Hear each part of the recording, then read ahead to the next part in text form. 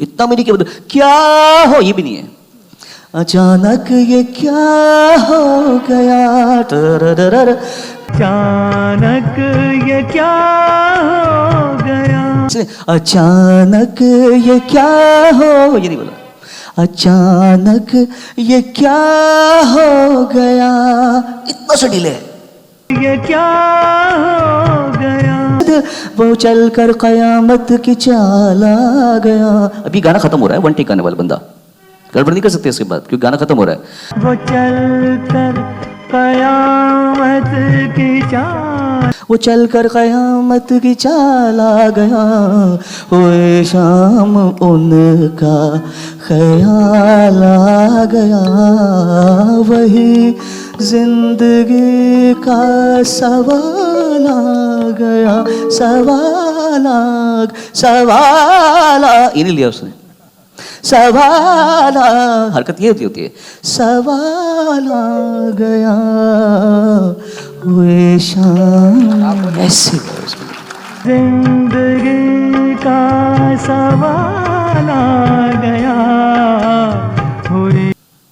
हुई शाम उनका ख्याल आ गया, हुई शाम उनका ख्याल आ गया, मुखड़ा हो गया, हुई शाम उनका ख्याल आ गया। अभी पहला अंतर हो गया, अभी तक तो होठों पे था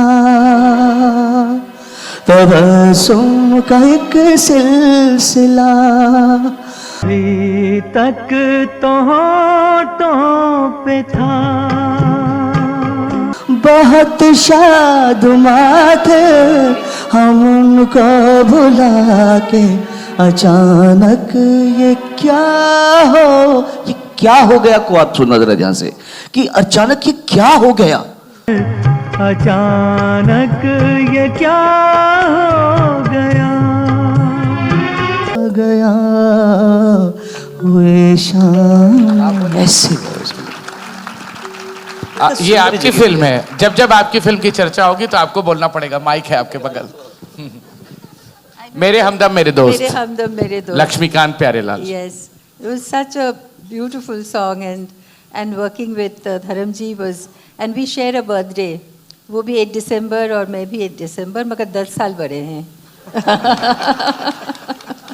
मगर what a wonderful, and once it has nothing to do with song per se, but about the shooting of Mere Humdam Mere Dost, and there was a test match in Kolkata, and I had to be there. और उस वक्त double shift होते थे, तो I was shooting for मेरे हमदम मेरे दोस्त दैट नाइट, एंड सुबह there was some other 7 to 2, and then I was catching a flight, and this song was going on, not Dharam song, but the other one, Chalkaye Jam, was going on.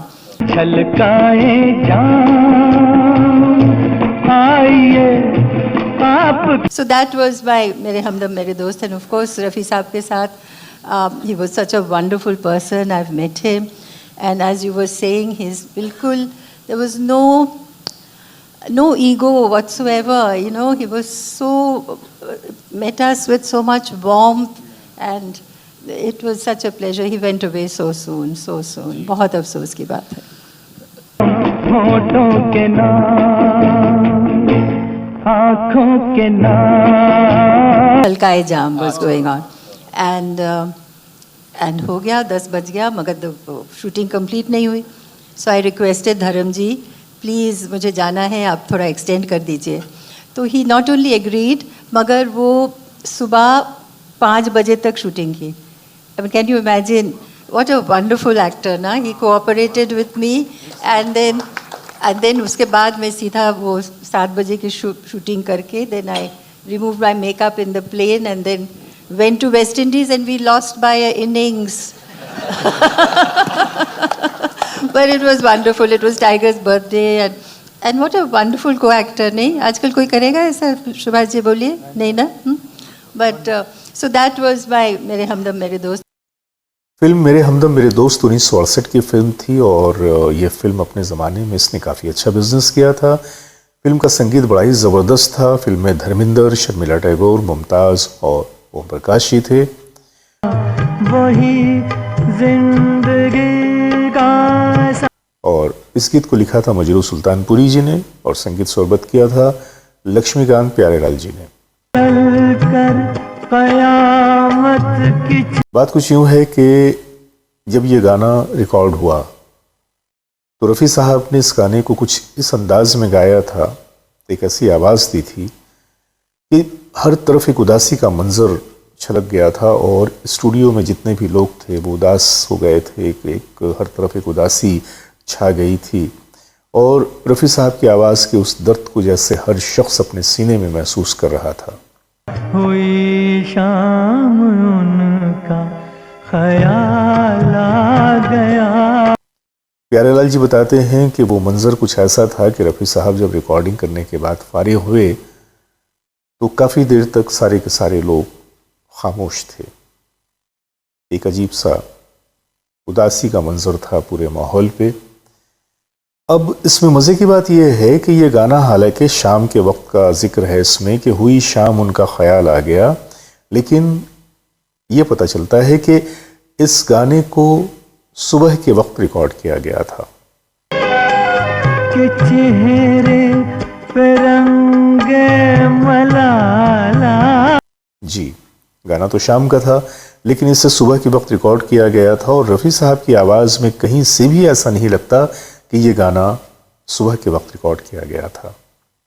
अब इस गाने से जुड़ी हुई एक बात मैं आपको और बताऊं कि उस ज़माने में ये हुआ करता था, जैसा कि प्यारेलाल जी ने बताया, कि हम धुनें बना के रख लिया करते थे, बाद में फिर शायर उन पे अपने नगमे लिखा करते थे, अपने बोल लिखा करते थे और हम मौके की मुनासबत से उस धुन को उस शायरी के साथ फिल्मों में इस्तेमाल किया करते थे। लेकिन इस गीत के साथ ऐसा नहीं हुआ, बल्कि मजरू सुल्तानपुरी साहब से ये फरमाइश की गई कि आप पहले बोल लिखें। मजरू सुल्तानपुरी साहब ने पहले बोल लिखे और फिर लक्ष्मीकांत प्यारेलाल जी ने बोल के हिसाब से, बोल के मूड के हिसाब से ये धुन बनाई और फिर रफ़ी साहब ने तो जैसे अपनी आवाज़ के ज़रिया इस गीत को एक ज़िंदगी दे दी।